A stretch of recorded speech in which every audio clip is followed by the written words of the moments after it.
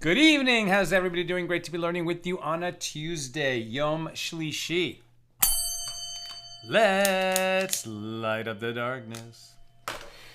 Who's in the house? Roger in the Outer Banks, Sharon in New Jersey, Nancy, North Carolina, Stephen in New Hampshire, Lorraine in Texas, Guy in Ohio, Bella in Florida, Gail in Kansas City, Shandor in the Bronx, Melissa in Great Neck, Camille in Austin, Texas, Daryl in Tulsa, Renee in Indiana, Karen in Northern California. Wait, Camille is in Israel and in Austin, Texas? You'll explain. And Chaim in Florida, Spencer in Connecticut. Welcome, everybody.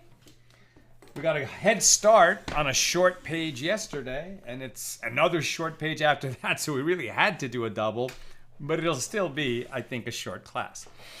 Okay, we are continuing our discussion of Mishnah number 8 here in chapter 4, confirming that, yes, and the concept is, well, when does wine become wine? Because the basic law is that we cannot drink wine that was touched by a Gentile, because the Gentiles, at the time that these decrees were made, were all idolaters, and there was a real concern that they would use the wine as a libation toward their idol, right, in the performance of their idol worship. And we are commanded to distance ourselves in every way possible from idolatry. So the decree from the sages is, if a Gentile touches it, we can't even touch it. We can't drink it. Then the secondary question is, can we benefit from it? If there's any chance that it really was used as a libation, so pretty much no. But there's still going to be some interesting borderline cases, as we shall see. We're picking this up at the bottom of 58a. The Gemara relates, Rabbi Yochanan ben Arza and Rabbi Yosef ben Nehorai were sitting and drinking wine. So a certain man came, and they said to him, "Come, please serve us drinks." So after he poured the wine into the cup, it was revealed that the person was a Gentile, right? So they are sages, respected in the community, and it's certainly going to happen. We see this today, when there's somebody that we give honor to, it's like an honor and a privilege for us to be able to be of service to them. So it was happening to them all the time. They would come to a new, community, and the people of the town would, just try to be of service to the sages. And so they just assumed that this guy in the community that was helping them was a Jew, and that there were no issues here with having an idolater pour the wine. But it turned out that he was not a Jew. So then what happens? Come serve us drinks, and after he poured the wine into the cup, it was revealed that that person was a Gentile. So one of these sages prohibited one from even deriving benefit from the wine. Not only can you not drink it, you can't even benefit from it, like buy or sell it, for example. And the other one permitted the wine even for drinking, right? So the most stringent that you could end up at, you can't drink it or benefit from it. And the most lenient, still permitted for drinking. How could they have such widely divergent rulings on the same incident that they were both a part of? So, excuse me, Rabbi Yehoshua ben Levi said, the one who prohibited the wine properly prohibited it, and the one who permitted it properly permitted it, as both opinions are viable. How's that possible? The one who prohibited the wine holds that the Gentile said to himself when he was asked to pour this wine, can it enter your mind that great sages like these are drinking liquor? Right? Because what did they say to him? Please pour us the drinks. They didn't say pour us the wine.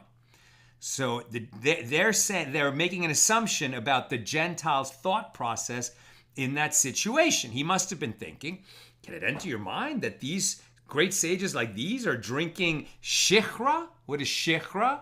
It's kind of an inexpensive liquor, right? Much more mundane and common and less, fancy, much less fancy than wine, okay? So he says to himself, well, they couldn't possibly be drinking shichra. They must be drinking wine, right? He doesn't know what it is, but he assumes it's wine. Rather, this is certainly wine that they are drinking. And therefore, there is a possibility that the Gentile, because he knew that it was wine, he thought to himself, well, before I give it to these sages, I'll just pour a little bit out, for my idol, my God, right? He could do that anywhere. He doesn't have to be standing in front of an idol. Maybe he has an idol on a chain around his neck. Who knows? But he might have poured a little bit out, because that's his religion. Before he gives wine to himself or to somebody, he pours a little bit out for his idol. And then if he did that and then gave this wine to the sages, this would 100% be wine that was used as a libation and utterly prohibited even for benefit. Since it's possible that happened, they have to prohibit the wine on themselves. And so that would be, therefore, that's a correct ruling. It's prohibited even for benefit. But Rabbi Yehoshua ben Levi continues to explain that the one who deemed the wine permitted also gave a proper ruling. Why? Because he would make a different assumption. He holds that the Gentile in that situation must have said to himself, can it enter your mind that great rabbis like these are drinking wine? And they say to me, a Gentile, come serve drinks? Like it was known. It was obviously known in those communities that Jews don't drink wine that was ever handled by Gentiles. And these are sages who are obviously experts in the law. How would they ask a Gentile to pour wine for them? Since they did ask him to pour this beverage, and it is wine, or since they did ask him to pour this beverage, it must be that it's not wine, right? Can it enter your mind that rabbis like these are drinking wine and they say to me, a Gentile, come serve us drinks? Rather, it must certainly be liquor, shikra, right? This much less fancy beverage that they are drinking. And therefore, he wouldn't pour it out as a libation because it's not wine. And they didn't use shikra, this inexpensive liquor made from other fruits, as libations to their gods. Therefore, there's no chance, according to this reasoning, that the Gentile who was, accidentally recruited to pour drinks for them as a bartender, there's no danger that he would have poured out some of that wine as a libation and therefore would be permitted to drink it. The Gemara asks, whoa, there's a lot of assumptions here. But doesn't the Gentile see whether it is wine or liquor? He knows whether it's wine or liquor. Why would he think it's the wrong thing? And the Gemara answers, well, the incident occurred at night. He just saw a dark beverage. He didn't know if it was wine or shikra. So the Gemara asks, but doesn't the Gentile smell it and recognize it as wine? And the Gemara answers, but this incident occurred with new wine, whose smell does not diffuse. So the Gemara asks, but didn't the Gentile touch the wine when he drew the wine in the pail? And therefore it is a case of a Gentile's unintentional touch, which renders the wine prohibited. And the Gemara replies, no. It was necessary to teach this law because the Gentile was pouring from one vessel to another vessel without actually touching the wine. And therefore, it was a case where the wine was poured by the force of the Gentile's action. He made it go from one vessel to another, even though he didn't touch it, and without any intention of offering it as a libation. Because according to this assumption, he doesn't think he's pouring wine. He thinks he's pouring shikra.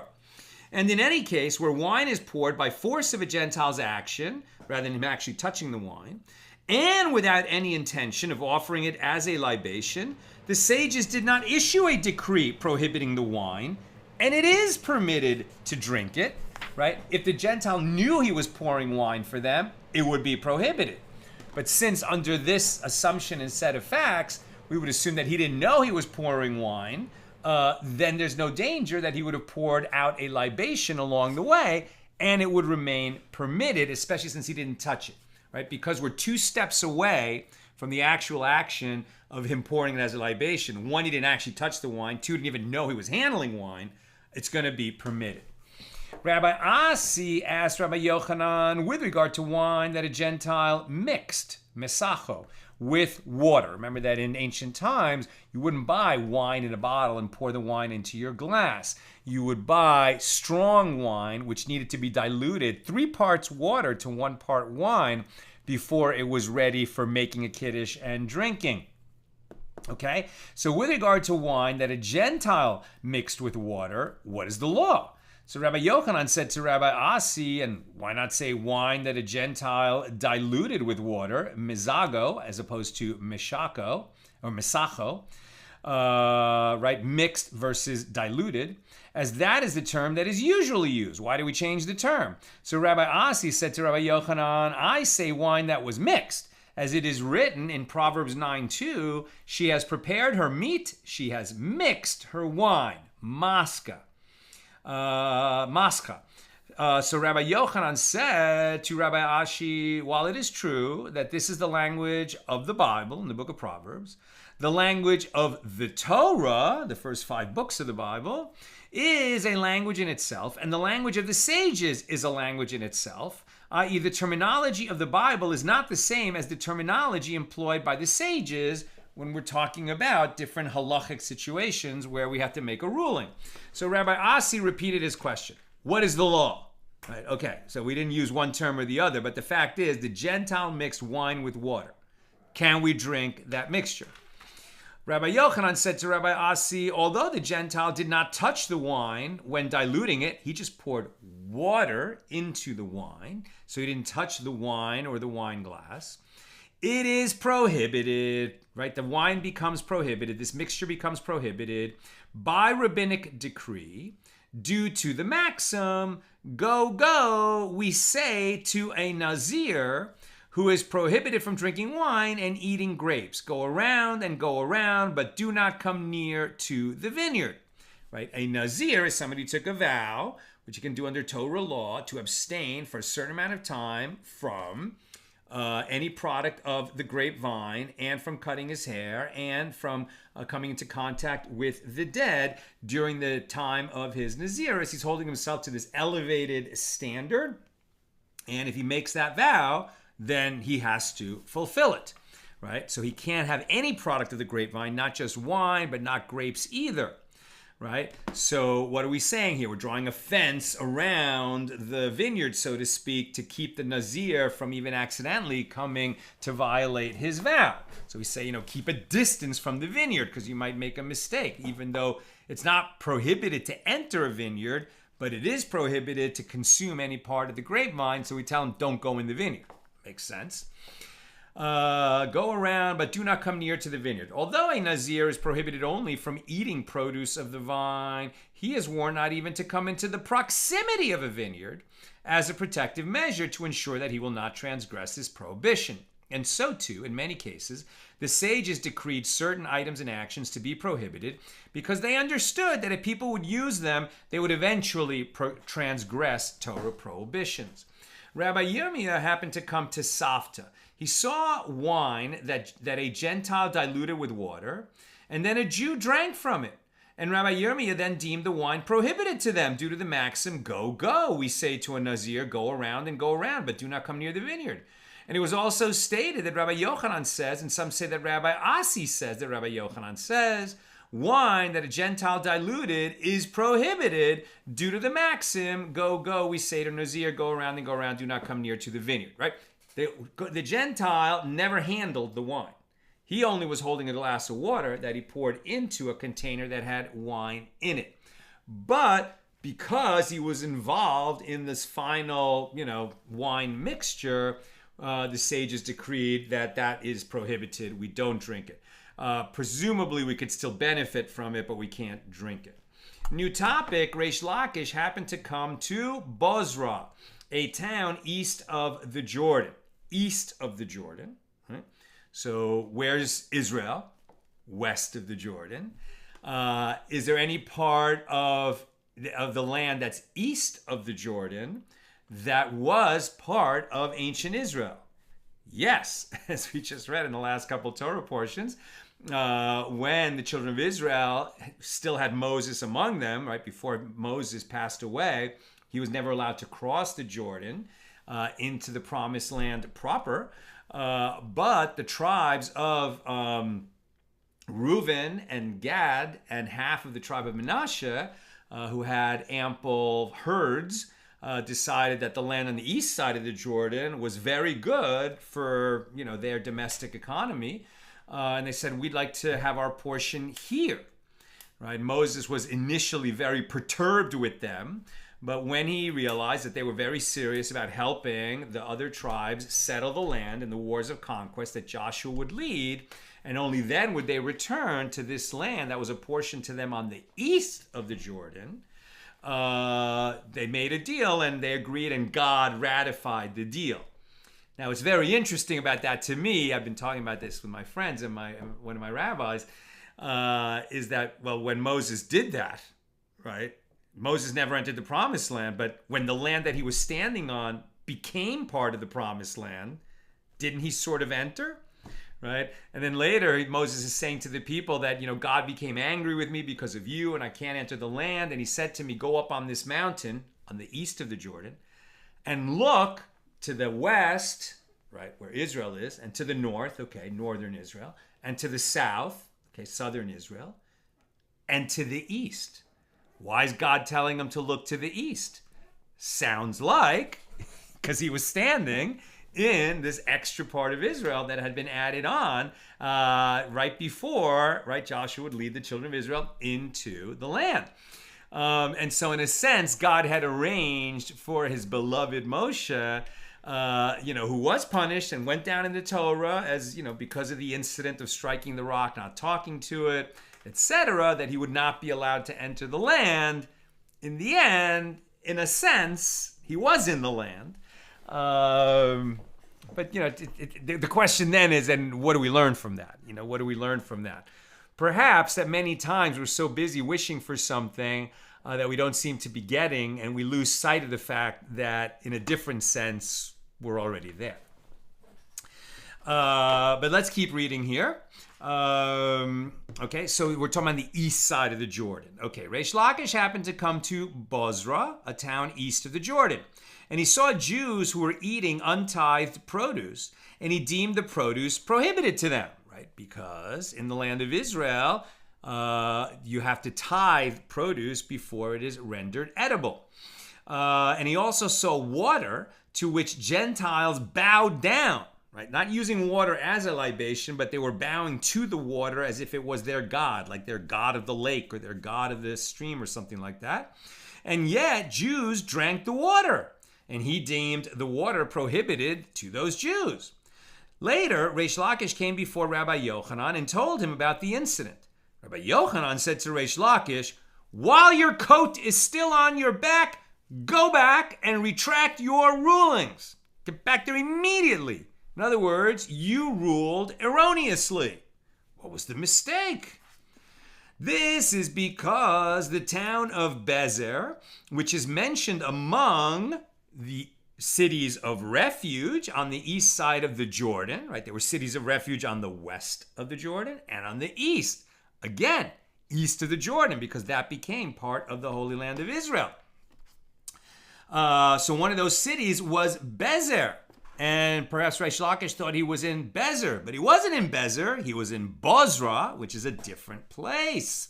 This is because the town of Bezer, which is mentioned among the cities of refuge in Deuteronomy 4, verse 43, is not the same as Bozra. Bozra is not part of Eretz Yisrael, and one is not obligated to separate tithes from its produce. And that water is also permitted as it is water that belongs to the public. Just because an idolater bows down to a body of water, he's not going to render all that water prohibited to us for benefit. Water that belongs to the public is not rendered prohibited, even when an idolater bows down to it. The Gemara notes that Rabbi Yochanan conforms to a standard line of reasoning. Now we're on page 59a. That as Rabbi Yochanan says, in the name of Rabbi Shimon ben Yehotzadak, water that belongs to the public is not rendered prohibited. And the Gemara infers that since water that belongs to the public is permitted, even if an idolater bows to it, therefore, in a case where Gentiles bow to water that is owned by an individual, it would be rendered prohibited. But the Gemara challenges this. But Rabbi Yochanan could derive that even water owned by an individual, but not the individual idolater who bowed to it, right? That even water owned by an individual would remain permitted as the water is connected to the ground, and worshiping an object that is connected to the ground does not render it prohibited. The Gemara explains, no, it is necessary to derive this law from the fact that the water belongs to the public in a case where a wave raised the water and detached it from the ground. In this case, worshiping water owned by an individual would render it prohibited, but not if it's owned by the public. Now the Gemara challenges again. Nevertheless, the water ultimately falls into the category of objects that were detached without human involvement, such as boulders of a mountain that dislodged on their own. That's like they're still attached to the ground. And the Gemara on page 46a cites a dispute between Rabbi Yochanan and the sons of Rabbi Chia with respect to boulders that dislodge without human involvement. And then idolaters worship those boulders, and does not conclude who deems the boulders permitted and who deems them prohibited. So it may be concluded from Rabbi Yochanan's statement that it is Rabbi Yochanan who says that the boulders would be prohibited, and the Gemara replies, no. Even if Rabbi Yochanan deems the boulders permitted, his ruling with regard to the water would still be necessary, and it would be so in a case where one struck the water with his hand and thereby detached it, and since it was detached due to human involvement, if the water was owned by an individual, it would become prohibited, but not if it is owned by the public, as it was in this case. New incident. Rabbi Chia bar Abba happened to come to Gavla, and he saw Jewish women there who had been impregnated by Gentiles who were in the process of converting, and they were circumcised, but had not yet immersed in the mikvah.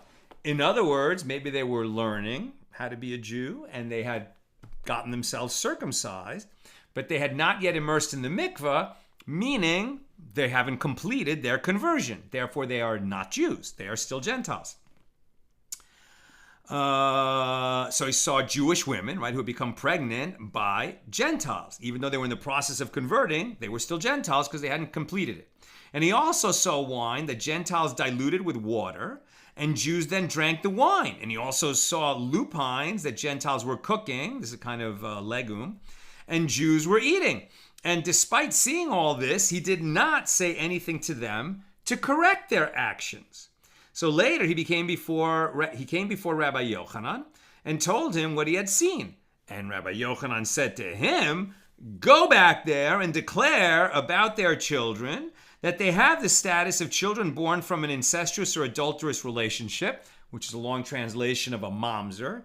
Okay, Rabbi Yochanan said these children that were born from the union of a Jewish woman and a Gentile man were mamzers. That is not the law. Right? That was a ruling of Rabbi Yochanan that was overruled by the majority, because as we know, the child of a Jewish woman, it would be much better if she married a Jewish man, but even if she marries a non-Jewish man, the child of a Jewish woman is a Jew. But in this case, Rabbi Yochanan said, go back and tell him that they're mamzers, and decree with regard to their wine that it is prohibited as an extension of the prohibition of wine used for a libation. And with regard to their lupines, you should declare that they are forbidden due to the prohibition of food cooked by Gentiles, as they are not people well versed in Torah, and any leniency would be misunderstood and applied too extensively. Right? He's adding additional stringency because those people are already living on the edge of sin, and they don't. You can't give them nuanced rulings. You have to distance themselves. You have to distance those people further from coming to transgress these laws. They need more stringent rulings. Go take care of it, said Rabbi Yochanan. Now the Gemara explains that with regard to declaring about their children that they have the status of mamzers, Rabbi Yochanan conforms to his standard line of reasoning concerning two laws. The first is, as Rabbi Yochanan says, one is never deemed to be a convert until he has been circumcised and has immersed in the mikvah. And since the father has not immersed, he is still considered a Gentile. And the second law is, as Rabbi Bar Chana says, that Rabbi Yochanan says, in the case of a Gentile or a Canaanite slave who engaged in intercourse with a Jewish woman, the offspring is a mamzer. Again, this is a minority ruling that we don't follow. The Gemara continues to explain Rabbi Yochanan's second instruction to Rabbi Chia bar Abba, and decree with regard to their wine that it is prohibited as an extension of the prohibition of wine used for a libation. Although the Gentile did not touch the wine when he diluted it, because he poured the water into the vessel that contained the wine, nevertheless, it is prohibited due to the maxim, go, we say to a Nazir, go around and go around, but do not come near the vineyard, which is the law as we've seen.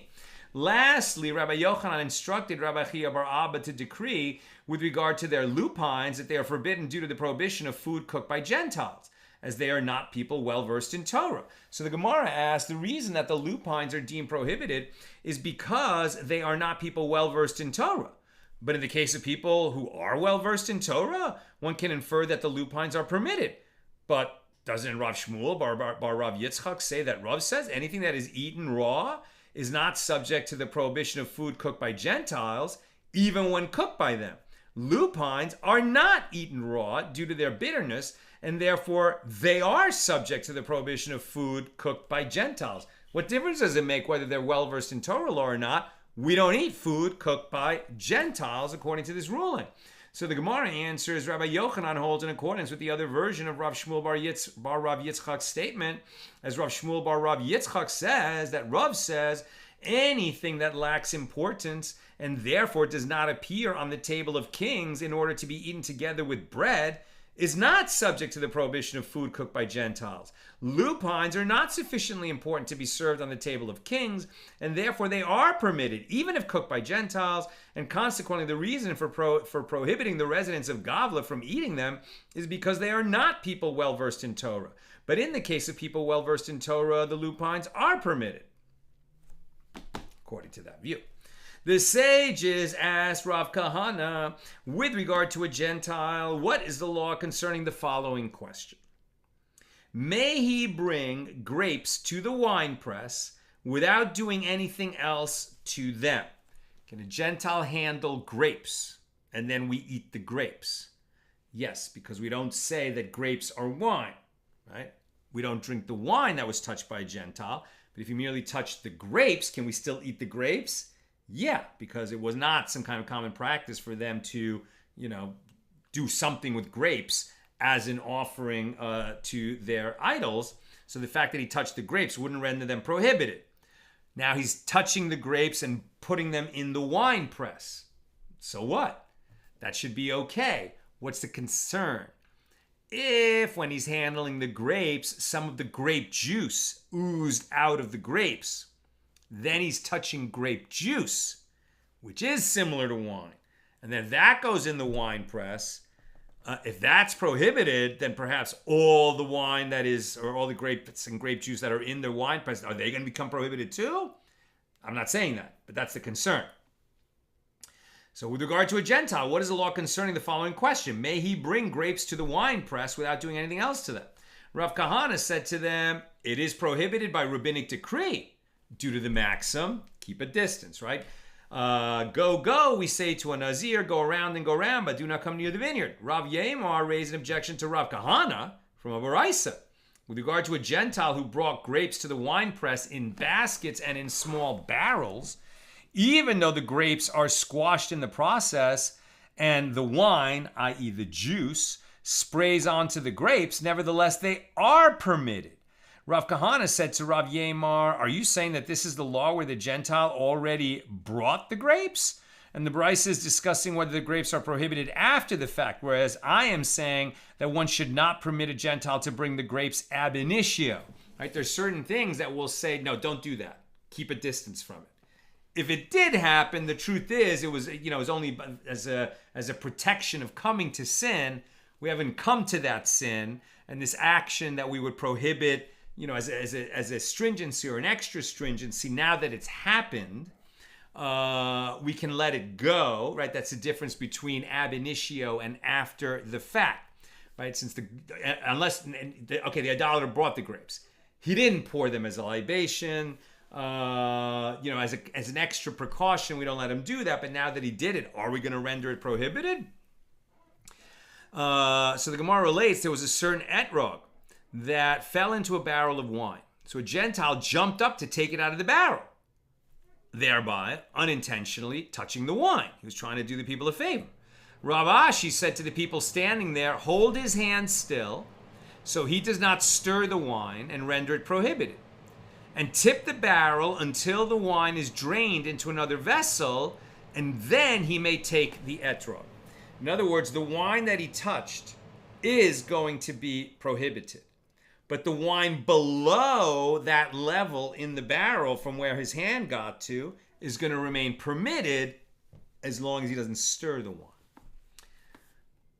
Rav Ashi says, in the case of this Gentile who intentionally poured a Jew's wine as a libation in order to render it prohibited, right? Now this is a different kind of case. It's not that maybe the idolater poured this wine as a libation. Now we know, right? The Jew had some wine. The idolater knows that under Jewish law, if he touches that wine, or especially if he pours it as a libation, he's going to render it prohibited for us. So his intention actually isn't even to make a libation to his God. It's just to ruin it for us. Then what is the ruling? In the case of this Gentile who intentionally poured a Jew's wine as a libation in order to render it prohibited, even though it is prohibited to sell this wine to another Gentile, as one may not derive benefit from it, nevertheless, it is permitted for him to collect its monetary value from that Gentile. What is the reason for this? It is considered as though the Gentile burned the wine and destroyed it, and he is required to pay for the damage. So if you can get him to admit that what he did wrong, or bring him to court, or get a ruling against him, he'll have to pay for the damage that he did. The wine is still prohibited, but that Gentile who ruined it on purpose, he has to pay damages. Rav Ashi says, from where do I say that this is the law? This law is derived as it is taught in Baraisa. In the case of a Gentile who poured a Jew's wine as an idolatrous libation, but not in front of an object of idolatry, the wine is prohibited, but Rabbi Yehuda ben Bava and Rabbi Yehuda ben Bezer deem it permitted due to two factors. One is that the idol worshippers pour wine as an idolatrous libation only in front of their objects of idolatry. They don't do it not in the presence of the idol. And the other reason is that the Jew says to the Gentile, it is not in your power to render my wine prohibited against my will. Rav Ashi rules in accordance with the opinion of the first Tana. Nevertheless, he derives from the reasoning of Rabbi Yehuda ben Bava and Rabbi Yehuda ben Bezer that one may collect compensation from the Gentile whose actions were against the will of the owner. There was a certain barrel of wine from which the stopper had been removed, and the wine was spilling out. A Gentile came, jumped up, and placed his hand on the hole to prevent the wine from leaking. He's trying to do the Jew a favor, but now his hand has come into contact with the wine. Rav Papa said any wine that is adjacent to the stopper, this is prohibited as it was touched by the Gentile. I'm almost done. Questions or comments, please get them in now. But the other wine in the barrel remains permitted. And there are those who say that Rav Papa said the wine until the stopper, i.e. in the upper portion of the barrel, is prohibited. But the other wine in the barrel below the stopper is permitted. And Rav Yemar says Rav Papa's ruling is subject to a dispute between Tanaim, as the Mishnah teaches, in the case of a barrel that was pierced, whether on its top, on its bottom, or on one of its sides, if one who immersed that day touched it, it is ritually impure. Rabbi Yehuda says if it was pierced on its top or on its bottom, it is impure. If it was pierced on one of its sides, the wine is pure, whether it was touched from here or from there, i.e. on either side. Only the wine that he touched is rendered impure. So according to the first version of Rav Papa's statement, he holds in accordance with the opinion of Rabbi Yehuda. And that's where we will stop.